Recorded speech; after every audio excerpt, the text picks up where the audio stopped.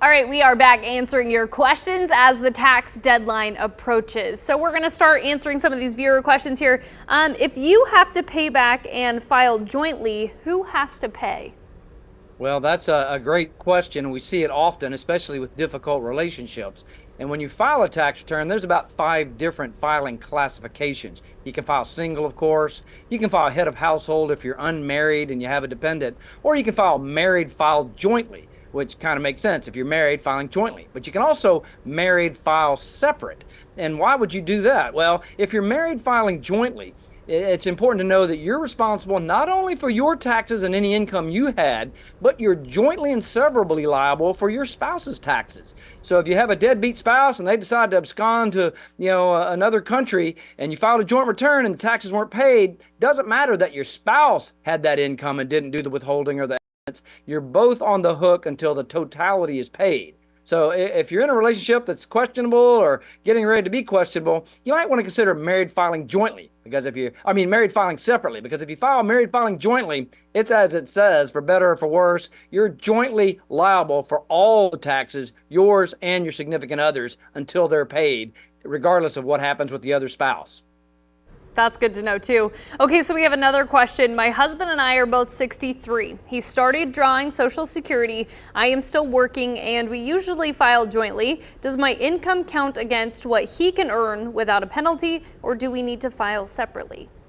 Yeah, when you start getting into senior years, and we see this a lot, there's a lot of moving parts. And so I'll simply say this, and I get a lot of these videos on TikTok and Instagram and social media that says, take it when you're early, or don't take it when you're early, take it when you're later, take it if your spouse works. You really have to look at the totality of the facts, which includes income level of the working spouse, how early you can draw, how much you'll draw later. So there's no real quick answer other than to say Social Security benefits are generally not taxable until you get to a certain income threshold. And then they start being taxable. And if you're married filing joint, that's a joint threshold. And so some of your benefits may be taxable. And that's an important consideration. But it doesn't change even if you do married filing separately, because some of those income thresholds carry over. There's not really an easy way to game the system to not make it taxable. But what you can do is make some smart elections on how much to work, how much to earn, when to start drawing your Social Security benefits.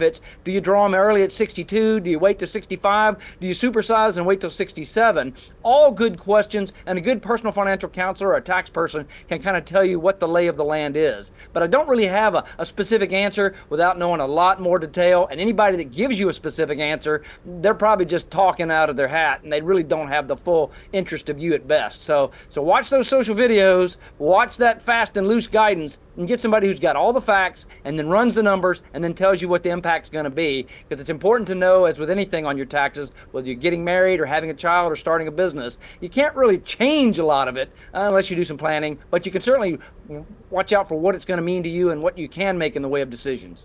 Yeah, really good advice there too. Okay, so another question we have: if I'm 2 days late sending in my return and complete check to them, will I be penalized? You do have the risk. The deadline is the deadline. There's no deadline plus 2 days. And there's typically 3 types of penalties that you can run into, plus interest.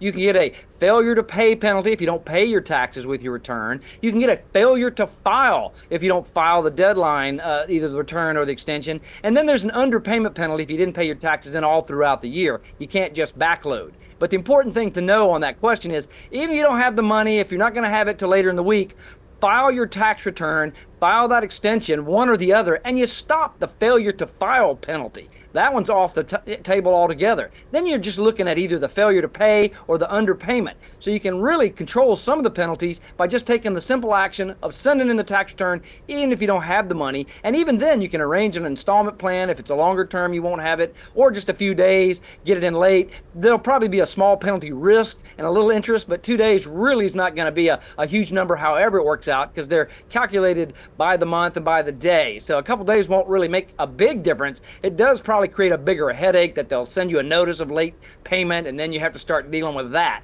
So pay as much as you can, pay as early as you can, but file that tax return on time and stop that one from even being a consideration. Really good advice here. Again, keep sending in those questions because we have a lot to answer.